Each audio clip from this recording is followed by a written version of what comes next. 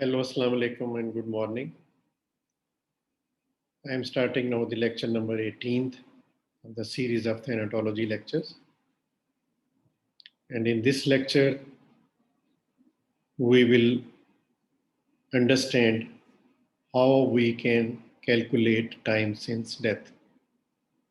That is also known as post-mortem clock, as we know that the changes which appear after death, they follow a certain chronological order, and we see in which state these changes are, and from them we estimate the time since death by studying all the changes in which the body is manifesting. Basically, two methods are used for determining time since death. First is the rate method. Rate method means the changes which appear after death, starting from immediate change, early change to late changes, which follow a time frame. And that's why this method of study of these changes is called rate method. Then other method is concurrence method. Concurrence method means some other event going on concurrently within the body or in the vicinity or the surrounding of the body, which then help us in determining time since death. So these are other processes which are going concurrently, and they are also time framed, but as they are not the changes appearing within the body, but there are certain changes inside the body concurrently. So the changes which are occurring concurrently inside the body, which are not elicitable from outside, and other events which are happening in the surrounding or in the vicinity, that is the concurrence method. So we study these methods to find out the time since death. Thank you. Allah Hafiz.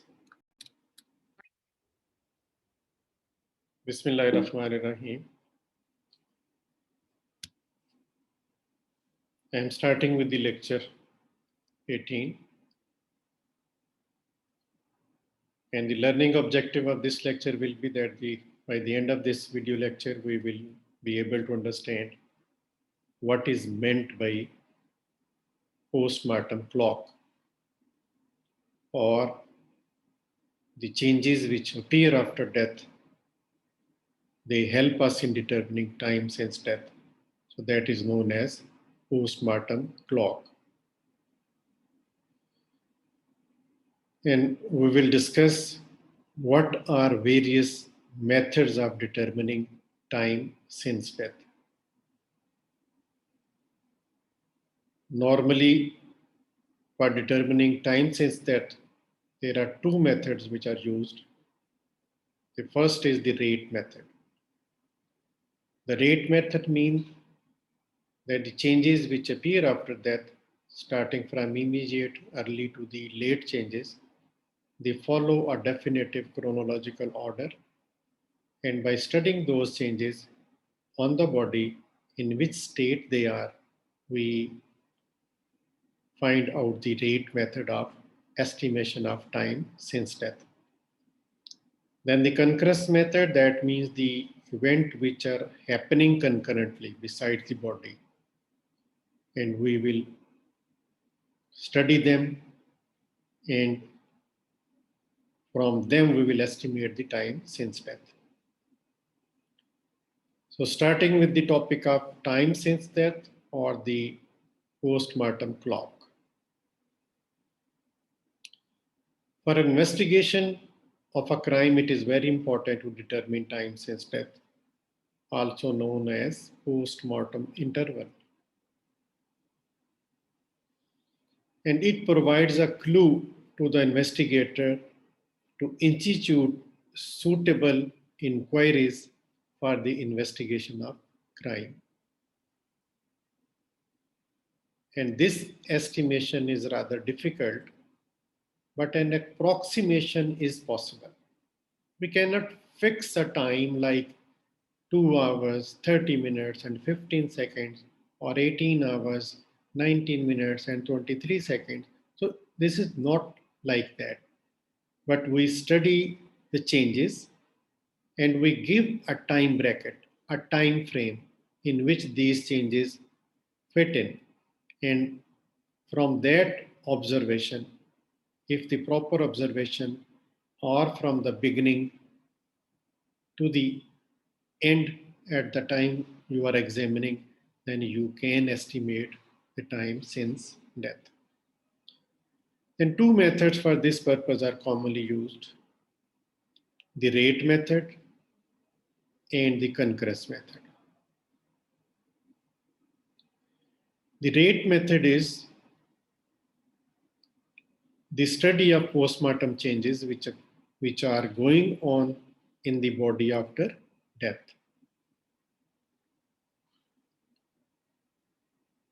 These changes are time framed and have a definitive chronological order in appearance and in passing off. So, by studying these changes, we can calculate time since death. This is, this is calculated from changes which appear after death, like the immediate changes. The immediate changes which are appearing at the moment of death, and they are basically the signs of death.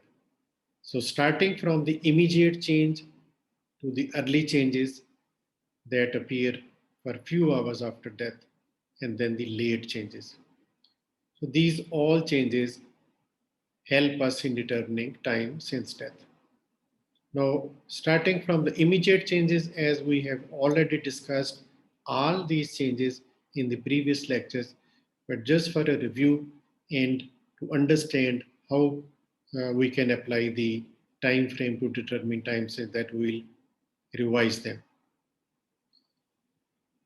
These are the signs of death at the moment of dying, the immediate changes: loss of tripod of life.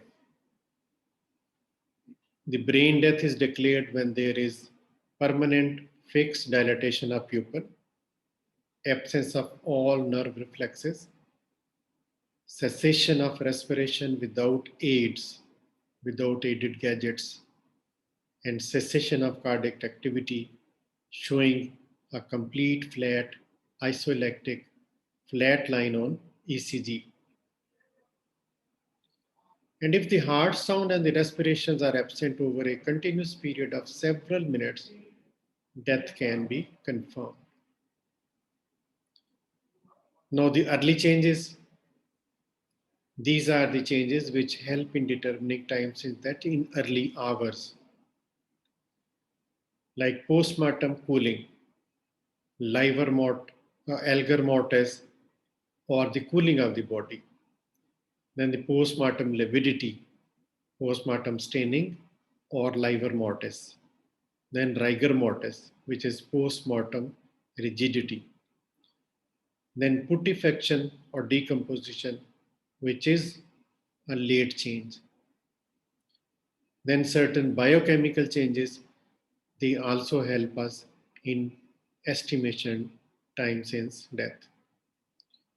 So regarding cooling of the body, we know that there is a progressive fall in the temperature, which is most prominent early sign of death. The amount of cooling indicates the approximate time since death. In tropical countries like Pakistan, the average heat loss is 0.5 to 0.7 degrees Celsius per hour, and the body attains the environmental temperature in about 16 to 20 hours after death. But as we have discussed in detail, that all these changes, they are dependent upon certain factors like environmental temperature, the condition of the body, the process within the body. So all those factors should be kept in mind before giving the time frame regarding cooling. Then postmortem lividity. As we know, this is a mechanical phenomenon, and the appearance, the extent, and the degree of fixation of postmortem lividity is important. It commences within 20 to 30 minutes after death with small patchy discoloration appearing on the dependent region because the blood flows to the toneless capillaries and veins by the effect of gravity.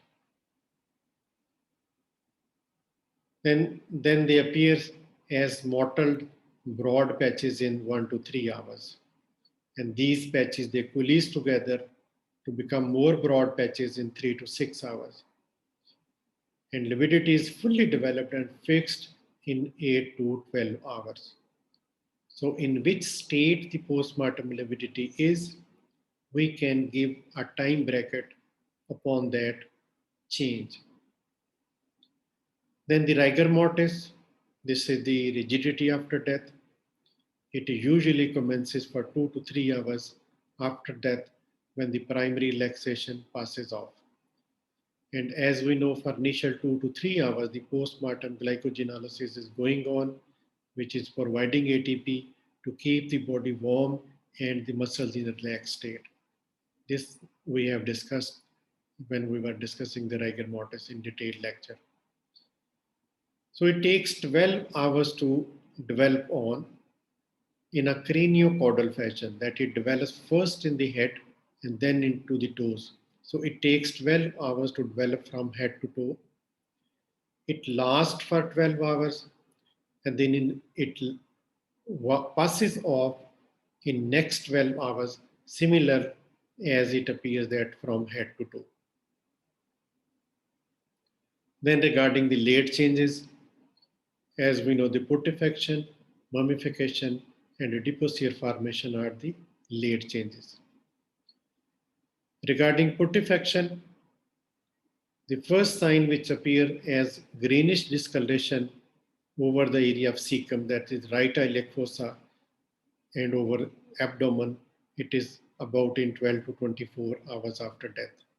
And this change will also then depend upon the temperature of the environment. In summer, the processes are hastened, but in winter, they are slowed down.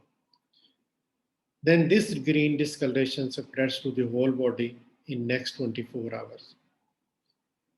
Then the marbling, which is the arborescent pattern, that this greenish discoloration traveling through the superficial veins and visible as arborizing veins or the marbling pattern in the next 24 hours.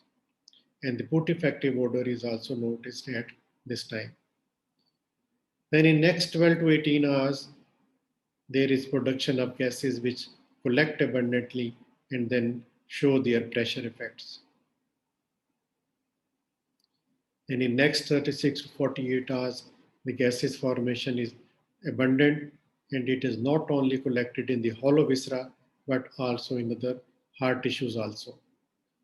And this causes false rigidity and pressure effects.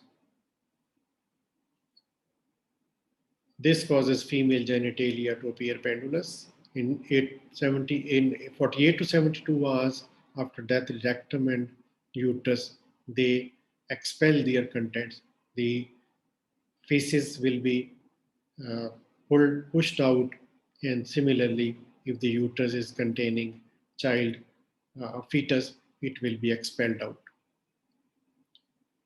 Then other decomposition changes in 3 to 7 days, teeth, sutures of the skull in young children and young adults, they become loose. And in 5 to 12 hours, the soft bodies liquefy.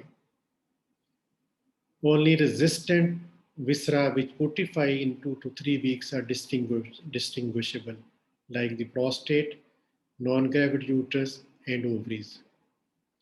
And in 1 to 3 months, the body is skeletonized. Then modification of this putrefaction process, that the bodies may enter into mummified state or adipocere formation. The time required for adipocere formation is 5 to 12 days, and shortest recorded time is 3 days. That is the appearance of the adipocere. For complete mummification, the period ranges from 3 to 12 months or longer. And these adipocere formation and mummification, they depend upon certain prerequisite conditions and or the factors which uh, they change the process of putrefaction and the body enters into either the mummified state or the adipocere formation. In mummification, in dry hot condition, there is a modification of putrefaction process which becomes arrested and the body tissue undergo mummification. Mummification is characterized by dehydration or desiccation of tissue and viscera after death. Then adipocere formation is this is also a modification of the process of putrefaction which may be arrested and the fatty tissues of the body are converted into fatty acids. It has the properties of fat and wax, so the name is adipocera, soft fat or wax. As we know, the fresh fat contains a 0.5% of the free fatty acids, but within 4 weeks after death, it rises to 20%, and after 12 weeks, it becomes 70%. And when the free fatty acids reaches to 70%, then this is the time for the adipocere to become obvious to the naked eye. The adipocere material has a sweet rancid smell. It is lighter than water. So when it develops in rivers or canals, the body then come to the surface being lighter in weight. So the summary of these changes, which we have discussed regarding time of death and the duration. If it is less than 1 hour, body is warm. In 3 hours, the patchy postmortem lividity. In 6 to 8 hours, the lividity fully developed and fixed. And in 12 hours, rigor mortis is fully developed because it also starts appearing 2 to 3 hours after death, and it takes 12 hours. So at 12 hours, the rigor mortis will be fully developed and postmortem staining will also be fixed. In 24 to 36 hours, the rigor mortis will be in passing off state.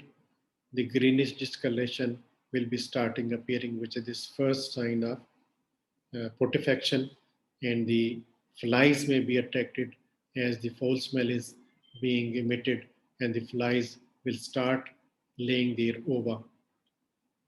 And in 48 hours, the trunk is bloated, face discolored and swollen, and the maggots may be seen because after 24 hours, the eggs hatch into larvae and the larvae will be visible. At 72 hours, the whole body will be grossly swollen and disfigured. Hair and nail start losing.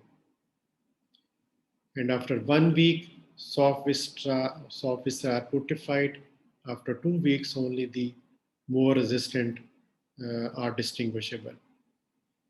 In 1 to 3 months, body is skeletonized. So regarding the graphic representation of these all changes, we have discussed this graph. You can see all the changes in one graph. The cooling of the body, which is the deep purple line, and the red dotted line showing the rigor mortis, and the light purple line showing the lividity, and the yellow line showing the putrefaction. So this is a graph showing the changes which appear after death. Usually this is commonly asked to draw a graph of the changes after death. So the summary of this lecture is that after this lecture we have understood what is postmortem clock and how the changes they help us in determining time since death. We have understood that there are various methods used for determining time since death, and two methods are most common: the rate method and the concurrence method. Thank you very much. That's all for the lecture number 18, and we'll continue with the next lecture 19 inshallah. Take care. Allah Hafiz.